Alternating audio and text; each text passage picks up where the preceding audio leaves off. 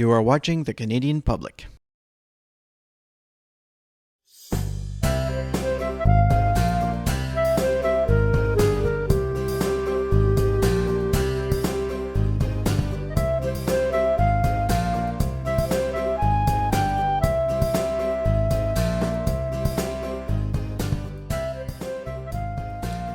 Hello, I'm François Caron, and welcome to my office, instead of my dining room table, where after 40 days I finally received my Lenovo ThinkPad E431. And I'll explain to you why you might want to consider getting something else at the end of the video. This will be a traditional unboxing. It will not be the type of unboxings I normally do.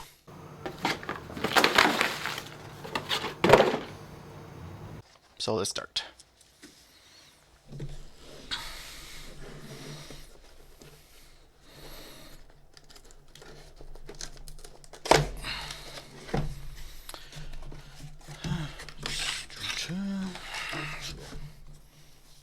Up to now, everything seems to be intact.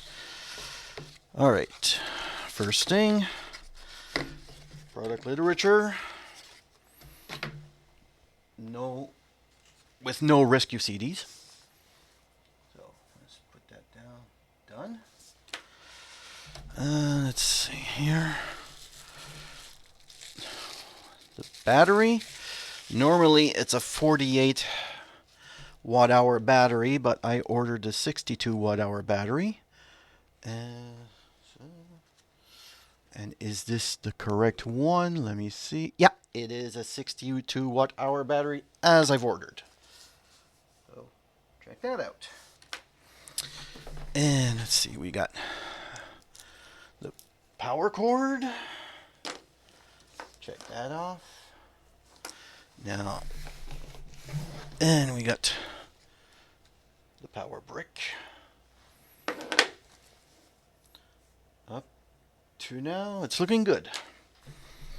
And finally, the big one.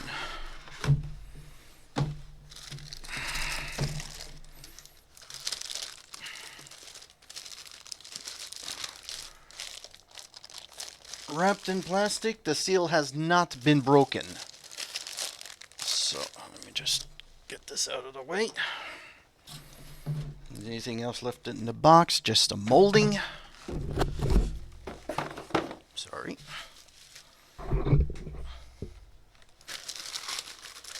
Alright, so it's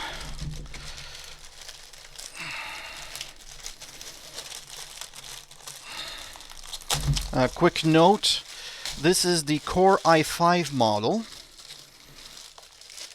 which was on special. Okay. Instead of the Core i3 model or the Core i7. From the standard ordering list, it also has, what was it again, French-Canadian keyboard, and as well as the extra capacity battery. And that's about the only extras I think I had. It also standard is 4 gigabytes of memory and a 320 gig hard drive.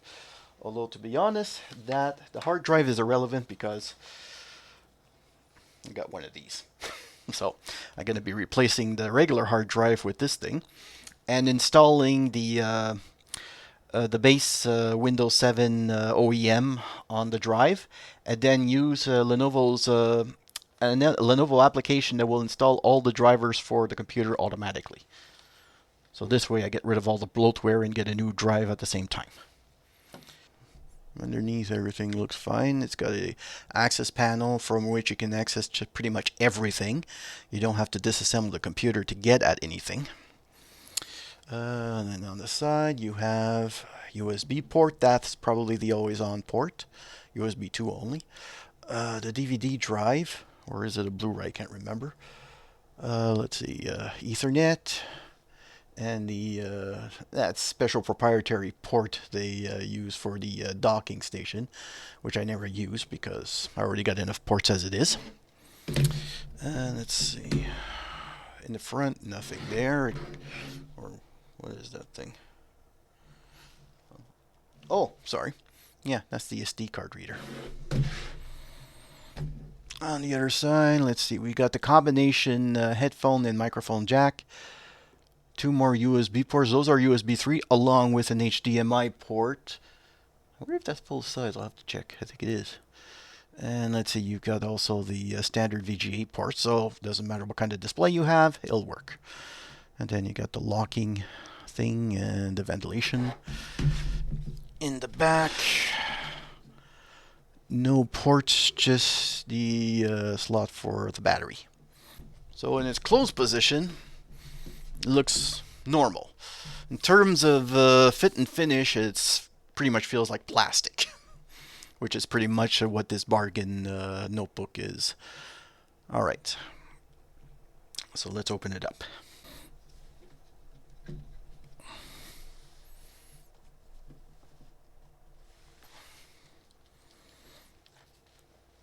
Let's see.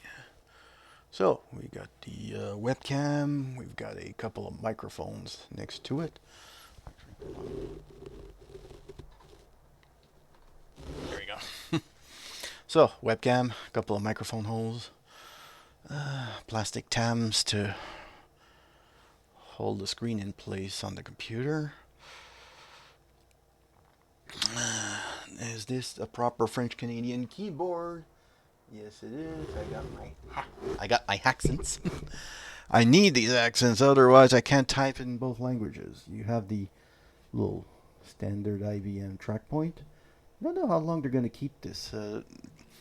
There was some talk about getting rid of it one of these days and just be rid of it. And here we have the infamous trackpad. And you can feel it. Yeah, you got your buttons on the corners as well as the button in the middle. And there are a lot of people who are bothered by this. I don't know about what I think about it yet.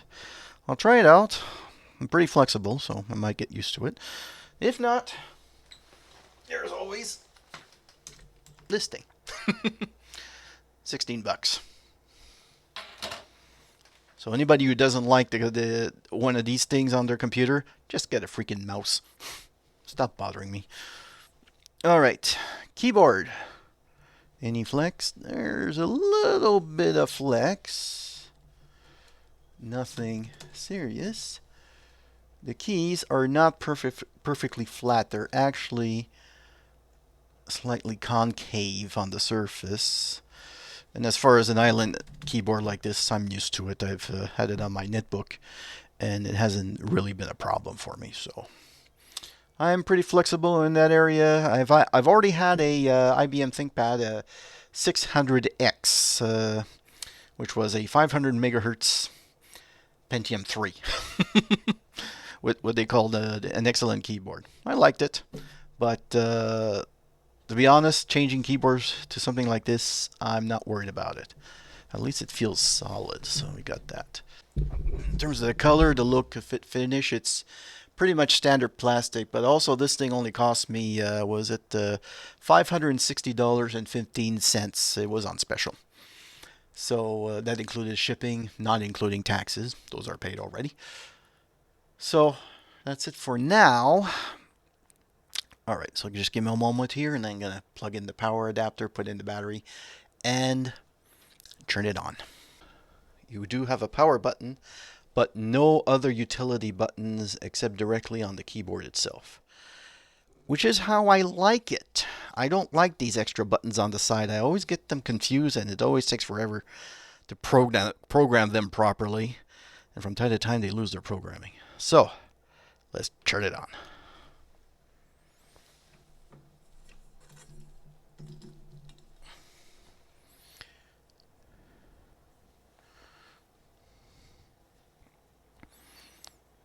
Up to now, it's good.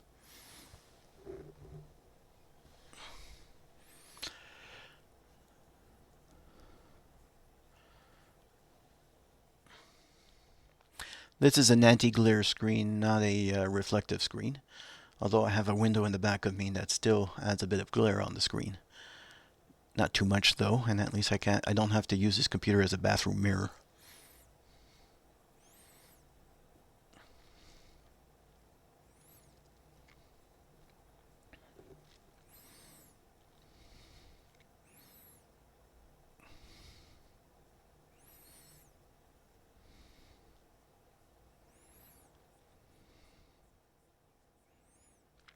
So up to now, it's good. It started up, no surprises, no sound yet, but that'll come along.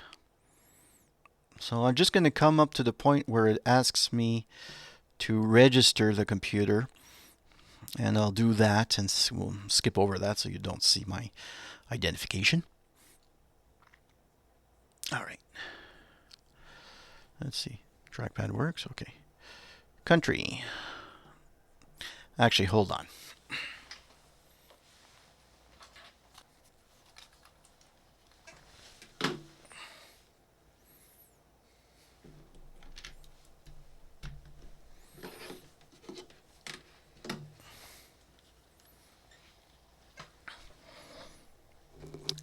I told you I don't like trackpads that much.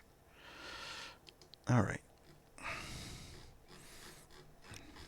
So let's go to my country of origin, which is Canada.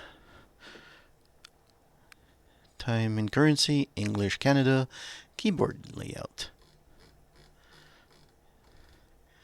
In this case, it's Canadian French. And yes, I can still type in English with this thing. Software license. Yes, I agree. Yes, I agree, even though I haven't read it. Protect your computer. Recommended settings. I don't mind having the firewall on active on this one for now. I am in the -5 Eastern Time. Automatically adjust for daylight savings. Let's see now. Oh, computers in my area. Nevada. Work network. That's what it is. Setup will continue after restarting your computer.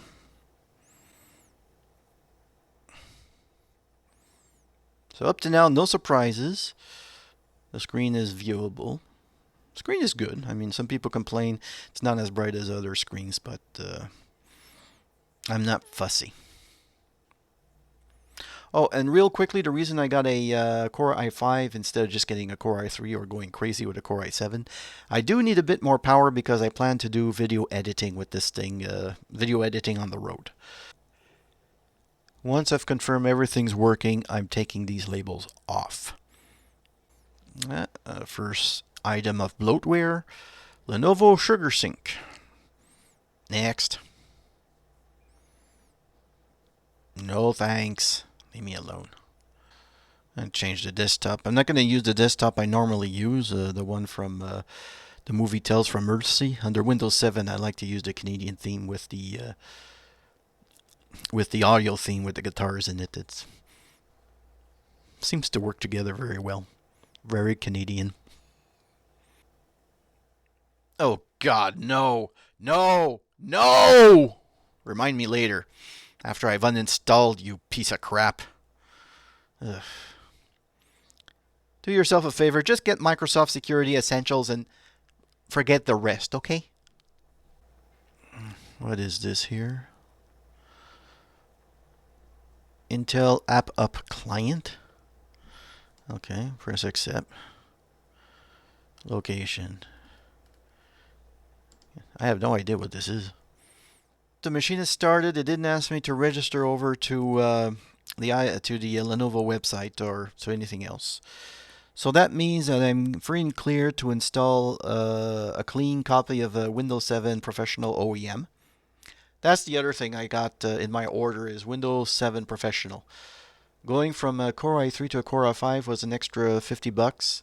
From Windows 7 Home to, or Windows 8 I think it was, Home to Windows 7 Professional was an extra $50.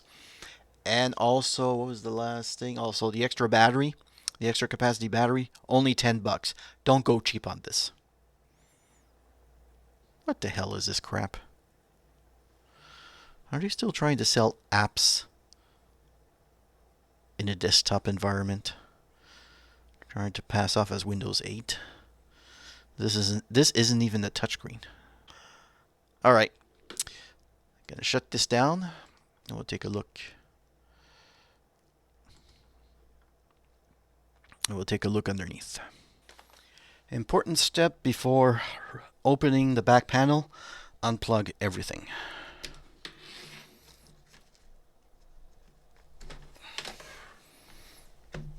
That includes, first of all, put this to protect the computer. You also have to remove the battery.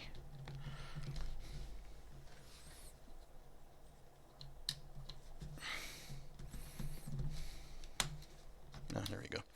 Outward to remove it.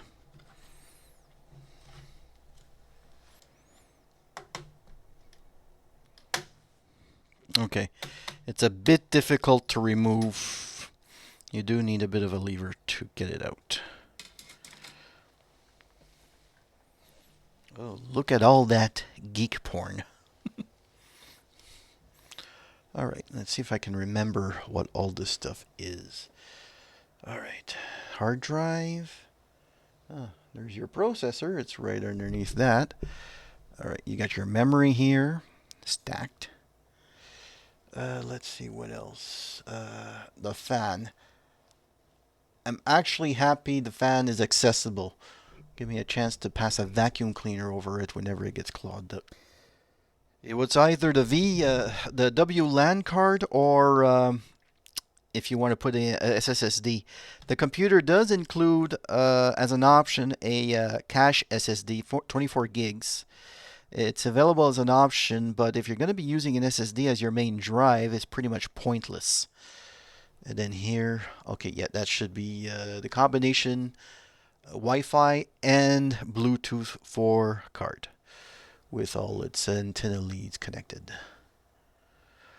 Now, there are a few things to notice. To know that if you're planning to use both a Wi-Fi card along with a WLAN card, you may have to make some sacrifices, because if you use a Wi-Fi card that has a 2x2 antenna configuration, that means that you need a 3x3 antenna configuration screen so that you can plug in the WLAN card, which means, unfortunately, you lose the webcam.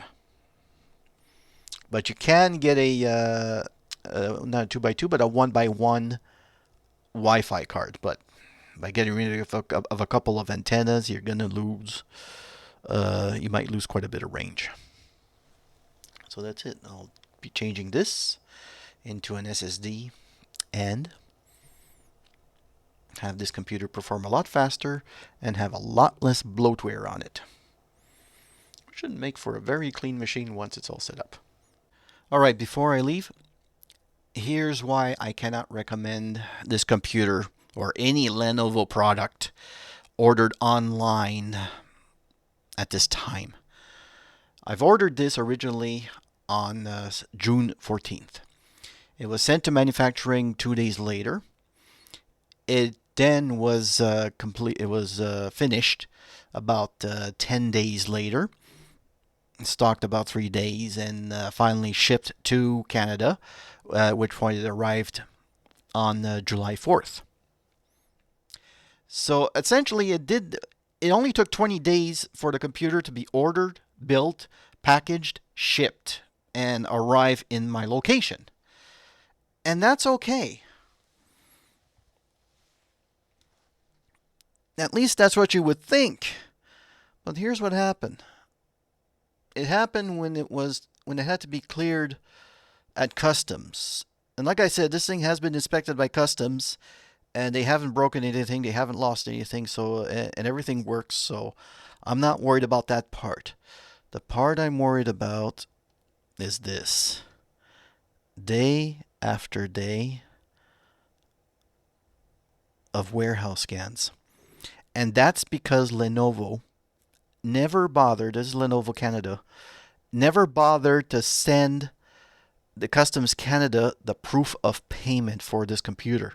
So essentially, this computer has been sitting at the Lachine UPS depot in Montreal for 20 days for pretty much no valid reason whatsoever. And this is a chronic problem. It really took that long to get this computer, and I'm really not happy about this at all. And this is a chronic problem. Lenovo has been having this kind of problems with all over the world. They're able to build the computers, they're able to ship the computers, but they seem to have trouble getting it at the end destination, and it's always because of the customs. And frankly, until Lenovo resolves this one critical issue and ensures that people's computers get into their hands at a reasonable amount of time, in this case, I should have received the computer on at the latest July 8th on a Monday. So until Lenovo resolves this one major problem, and they resolve it around the world, and I stop seeing constant complaints about missed deliveries, late deliveries, delayed shipments, and all that kind of stuff I've been reading all over the internet, I cannot recommend Lenovo products at all at this time. Unless you can buy it locally and it's already in stock. Otherwise, forget it. I'm François Caron. Thank you for watching.